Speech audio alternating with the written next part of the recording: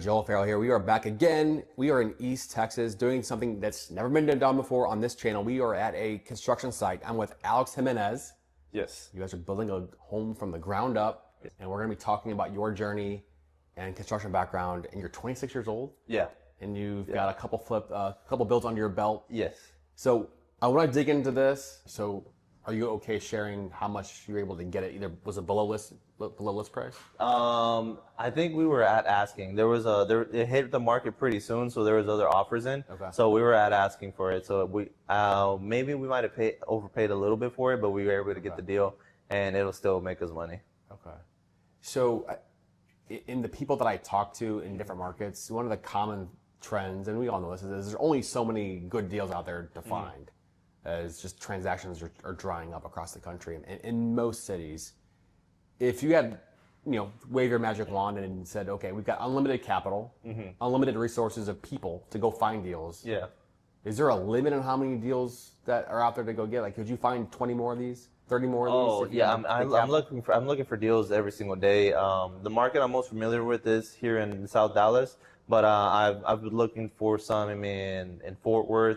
I hear further south of Dallas, there's a lot of good stuff going on. Waxahachie, which is north of Dallas, is going on. So there's a lot of deals out there. I believe, if you just sit down and look at it, study the market in these different areas, there's deals there. There's deals everywhere. So I'm actually currently looking for two other people as the realtor. I'm trying to find them two other deals so they can actually build their first houses.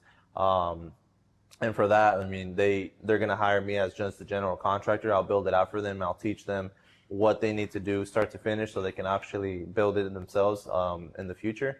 But yeah, there's so many deals out there. But for personally me, if money wasn't an issue and I can close on anything, I would eventually transition into building like apartments and then refinancing and then just keeping them and owning those and then building more and more and then multiple, I could have multiple houses being built as well.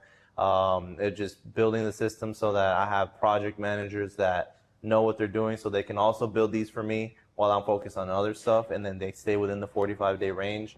And then, capital is really, you need capital to make capital, right? So yeah, it's kind of it's a, I guess like a loaded question because with capital, there's all these ideas that I have that I just need to execute. So for this one, as soon as I make this one self-sustained and I'm bringing in multiple deals or closing and I'm bringing in the cash, then eventually I'll expand into the next thing like building multifamilies, apartments, and then just trying to scale as much as possible. So in this area, at this price point, when this hits the market, what's your gauge on how long it'll take to find a buyer?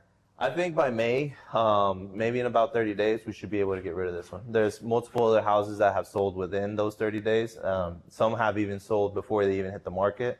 So far, we've had two people come in, and then they were ready to buy already, but they ended up buying one that was already fully completed, ready to go, instead of waiting for this one. So I feel like we've had some interest on this one so far. So I feel like maybe, I don't want to jinx it, but maybe by May, we should be, this one should be off our hands.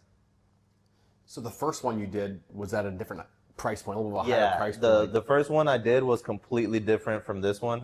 It's still nearby, but it was a 2-story. It was 1,000 square feet bigger, in a riskier area. So that one was my first one, and it hasn't been able to sell yet. But that one was 2,600 square feet. I was confident it was going to sell. A lot of people are wondering why it hasn't sold. But the one next door listed for $575 and sold for $580. So it sold above asking and within the 30 days too. So to be honest, nobody's really sure why it hasn't sold yet. Well, that's one thing that we were talking before about that no man's land, the price point. Yeah, from what I hear, anything over 500, maybe even high 400s is kind of pushing it. It kind of slows down. But that's why I have transitioned to focusing on all these other builds that I'm doing, being the single story, under 2,000 square feet, ideally under 1,800 square feet, because that's what's been selling the best in this area. So like this specific area in the 1,600 to 1,700 square feet, mid 300s is kind of the sweet spot for these builds. What's stopping other people from doing this? Risk, fear, capital is a big one. lack of knowledge. Some people have wanted to do it. Some people have reached out and asked questions. The biggest thing that I believe, like people will do a lot of studying. They'll read books. They'll look at podcasts. They'll try to educate themselves. But the biggest thing that really slows them down is actually taking action. So that's something that also happened with me. So it's kind of been an issue for that. So yeah. So besides that, I mean, also not being able to find a deal, not knowing how to do. There's a lot of stuff. I feel like fear and then over educating themselves is probably the biggest thing, because they'll over educate and then never actually take action, or they're scared and are scared of the risk and they don't. So there's a few reasons, but I try to tell people, like, you know, if you do it correctly, you know, everything should work out. From a standpoint of, you know, the commercial side of things, you mentioned the commercial side of things, that experience, you know, brings a certain level of structure. Can you touch more on that? Yeah, so with commercial, from what I learned and I saw, so I was an electrician, so I wasn't really on the general contracting side, but I was there with my parents when they would do from the start to finish, because it was their company. So from start to finish, they would bid their projects before they even break ground. Like, these guys were getting the general contractors were getting their bids way before the project even starts. So that's something that I try to bring over to this side, planning out all the plans, make sure there's nothing that's kind of have to be changed throughout the build. Because if nothing has to change, then you don't have to slow down. So if you can bring in set plans, no changes, and you're able to actually build without having to hire anybody else to replace them, or even find somebody new to hire, then that's how you can have a set plan with a set schedule and set contractors, so you can build as fast as possible. So with the structure that they had in commercial is kind of basically what I try to do for these residential builds. Where do you find yourself spending the most time on with all the parts of the process? Probably just buying material. That's probably what's the most time consuming.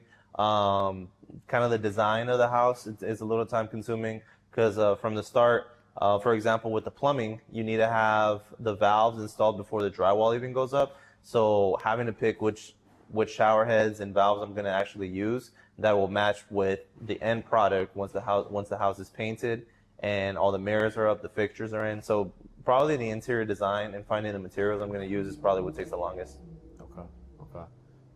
The actual buying, where are you buying that from? Like what systems or process or sites? There's some there's some websites that I've been taught about through a commercial, but then sometimes I'll even just look at some Amazon products. Sometimes there's other suppliers that supply literally for builders. So building suppliers, it's just depending on what material we're going to get, it kind of varies. So a lot of the lights will come from electric suppliers. Honestly, the lights that I use here are the ones that we used to use for the commercial. So buying those in bulk helps save a little bit of money too. So it kind of depends on what material we're getting. Is this like a 40-hour-a-week type of endeavor, 80-hour-a-week? Like, no. So on top of the building, I've been transitioning more into the realtor stuff too. So that can give me some more business as well. But I do spend a lot of time doing this, all real estate, because on top of helping buyers, you know, buy their house, or even just helping other future builders find their piece of land, then I kind of structure my day so that in the morning, the first half of the day, I structure it so I can just focus on the building side, make sure everybody is still good to go on the set date, and then all the materials are supplied. And then on the back half, when I'm not with actual building stuff, then I'll focus on my computer at home, finding, you know, potential houses for a client that might want to buy a house, or finding a deal for another future buyer that might want to build their first house too. So it's all real estate. I do think it does take, you know, the 40 hours or probably more, because I also work on the weekends, and nights. So I like the weekends because I can really focus and nobody works. But I also don't like the weekend because nobody works. So nobody works on weekends. The city's closed. I can't have inspections. The work, obviously, people don't work on Sundays. So yeah, I kind of have like this love-hate with the weekend, because nobody's working, but it also allows me to really lock in because nobody's blowing up my phone either.